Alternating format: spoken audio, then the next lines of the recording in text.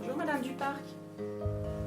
Madame Duparc, bonjour. Pour être en mesure de comprendre ce qu'on lui dit, un patient sourd ou malentendant a besoin que l'on s'approche de lui pour lui parler, que l'on croise son regard et que l'on soit à sa hauteur. Renoncez à vous adresser à lui à distance, depuis la porte, la fenêtre, derrière un rideau ou depuis la salle de bain. Osez demander au patient quels sont ses besoins. Comment souhaite-t-il qu'on s'adresse à lui ? En lui touchant l'épaule ou le bras, ou au contraire, en ne le touchant pas. Lui demander quelle oreille entend le mieux. Voir s'il préfère écrire en utilisant une ardoise. Demandez-lui s'il souhaite la présence d'un tiers à des moments particuliers. Il est aussi possible d'utiliser un amplificateur de voix pour faciliter les échanges. Vous m'entendez?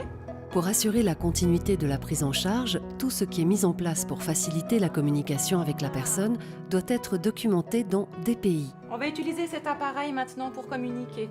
D'accord, c'est nouveau? Oui, c'est nouveau, oui. On peut utiliser une petite carte, c'est un petit sigle qui... Proposez-lui de mettre en évidence ses besoins particuliers en plaçant le sigle des sourds et malentendants dans son environnement, sur le lit, la table de nuit ou le fauteuil. L'objectif de cet outil visuel est d'indiquer le handicap dont il souffre à toute personne entrant dans la chambre et de faciliter ainsi la communication.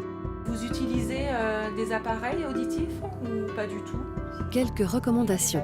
Le fait d'être alité peut favoriser le sifflement de l'appareil qui pourra émettre un larsen. En effet, lorsque l'appareil auditif est en contact avec l'oreiller, un sifflement de l'appareil peut apparaître. Chercher la proximité avec le patient lui évite de parler plus fort et permet de respecter la discrétion envers les autres patients. Invitez le patient à mettre ses lunettes, car cela facilite la lecture labiale. Un patient reconnu avec son trouble de l'audition se sent en sécurité lorsque les soignants s'adressent à lui avec bienveillance en tenant compte de son handicap. Il est important de garder à l'esprit que tout ce qui n'est pas bien entendu, donc mal compris, peut être source de malentendus.